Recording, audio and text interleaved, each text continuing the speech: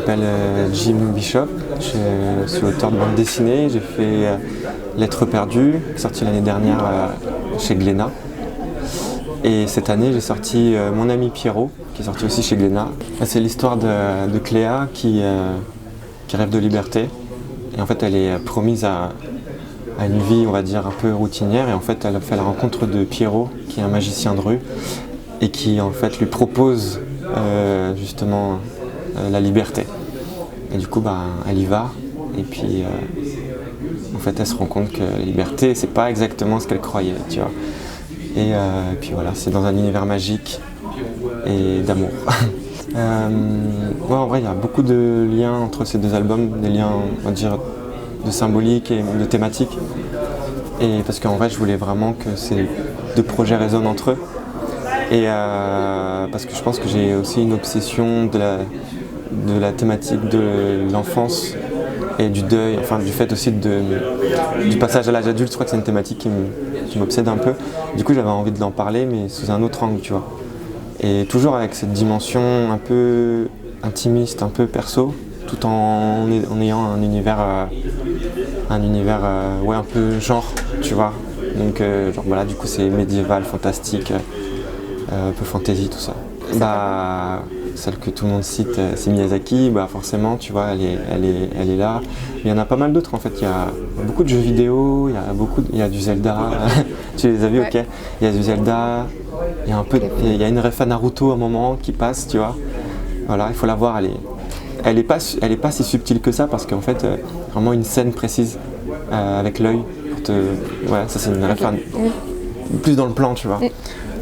Mais ouais, il y a plein de références visuelles. Il y avait aussi, je m'étais beaucoup inspiré, en tout cas au début c'était mon intention, des peintres illustrateurs un peu de l'Est, d'il y a 100 ans, tu vois, du siècle dernier, début du siècle dernier, qui faisaient en fait les illustrations de contes.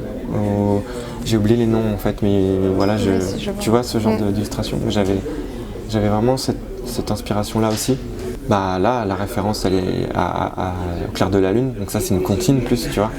Ouais, clairement, c'était je pense que les contes, ils étaient déjà violents en fait, même s'ils étaient déjà un peu modelés, ils étaient déjà violents et ça marque en fait quand t'es gamin. Et tu vois, Hansel et Gretel qui se retrouvent avec une sorcière et qui vont se faire manger et tout, enfin genre, t'es gamin. Et moi j'aime bien en réalité raconter mes histoires en puisant justement dans l'univers du conte, parce que je trouve qu'il y a une cruauté, mais qui n'est pas gratuite. Tu vois, elle sert toujours à raconter un propos sociétal, tu vois, genre dans Le Petit Pousset, c'est les parents qui abandonnent leurs gamins, après ils sont avec... Bon, tu vois. Et là, du coup, l'univers du conte me sert à raconter des propos modernes, on va dire, tu vois, enfin, peut-être d'actualité, ou même pas forcément, mais parce que c'est un peu aussi intemporel, tu vois, genre, je pense qu'on peut replacer ça dans plein de contextes. Et l'univers du conte, du coup, ça crée toujours la magie, enfin, tu gardes cet esprit de rêve, et que j'aime bien aussi, tu vois. Donc, et en même temps, tout en pouvant exprimer de la violence. Celui-là, c'est en réalité, comme Lettres perdues, c'est une histoire hyper personnelle. C'est aussi un énorme hommage à ma mère, encore une fois, où ma mère, elle est très très présente dans mes histoires. Mais oui, c'est beaucoup de points de vue, d'amour. Tu vois, dans l'histoire, les trois personnages ont point de vue de l'amour. Je mets des guillemets parce que je sais pas si on peut appeler ça de l'amour, mais en tout cas, le point de vue de comment aimer, tu vois. Et je pense qu'on passe tous à peu près par ce genre de vision. On a à un moment donné envie de posséder l'autre, sans être forcément dans la toxicité, mais on a tous besoin de se sentir rassuré, tu vois. Bon, là ça va un peu loin parfois, et pas tant que ça en réalité, parce qu'on aurait pu aller plus loin, mais du coup ouais, c'est très... et aussi ça reste très salvateur en fait. Moi j'ai envie de comprendre aussi mes propres histoires à travers les histoires que je raconte, où tu vois, je réinvente un peu les fins, où je donne une vision et je me dis ok, moi genre quand j'avais vécu ça de cette manière, en le racontant comme ça, dans Pierrot par exemple, ça me donne un autre angle aussi, et je me dis en fait je comprends peut-être mieux ce qui s'est passé, parce que en fait les choses, des fois les voir de manière plus globale pour s'apaiser avec des histoires qui peuvent être douloureuses, tu vois. Et dans Lettres perdues, c'était un peu ça aussi l'intention. En fait c'est difficile de la narrer.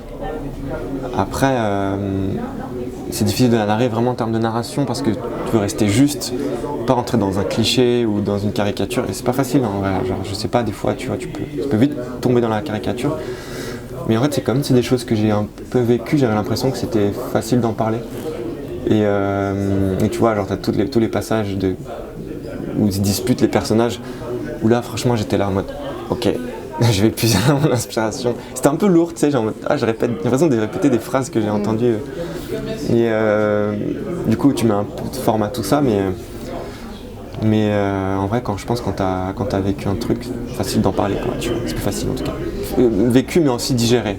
Ouais, carrément, pour moi c'était important. Et même d'ailleurs, si le personnage ressemble à Haru dans J'étais ambulant, c'était aussi parce que je voulais aussi casser cette image-là du magicien que tout le monde trouve trop beau et tout, genre l'illusionniste.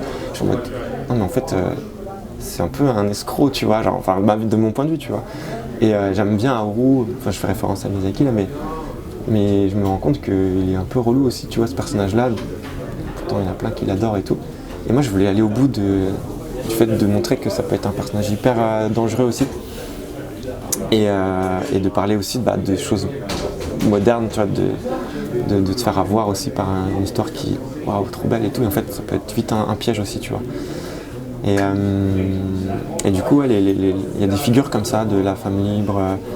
J'étais moins dans la réflexion peut-être sur la partie graphique où je me disais moi je veux qu'il y ait une ambiance un peu sombre quand même.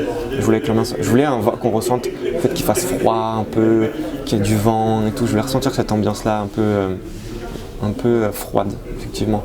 Qu'on ressent peut-être plus vers la fin de l'album j'ai l'impression. Et ouais je voulais qu'on sente un peu d'enfermement aussi, tu vois, ce côté huis clos un peu. Ouais, j'avais quand même cette volonté là que le projet au niveau de l'identité graphique il soit plus cohérent avec, même si ça reste très coloré au final, où les couleurs partagent l'émotion aussi. Mais j'étais moins je voulais que ça soit plus cohérent en tout cas de ce côté-là. C'est vrai que dans L'être perdu j'avais mis un décalage entre l'émotion et le graphisme. Non, c'est toujours le même je pense. J'avais dit Osamu Tezuka j'imagine, je ne sais plus. Mais je pense que Osamu Tezuka. Bon après en vrai je sais même pas si j'aurais envie de rentrer dans son crâne, ça doit être le bordel aussi. Mais là comme ça spontanément je dirais ça parce que la créativité qu'il avait, la manière qu'il avait de raconter les histoires, c'était pour moi beaucoup trop fort. Enfin, j'ai envie de comprendre où est-ce qu'il puise en fait cet imaginaire, tu vois, comment il fait. Mais bon, voilà.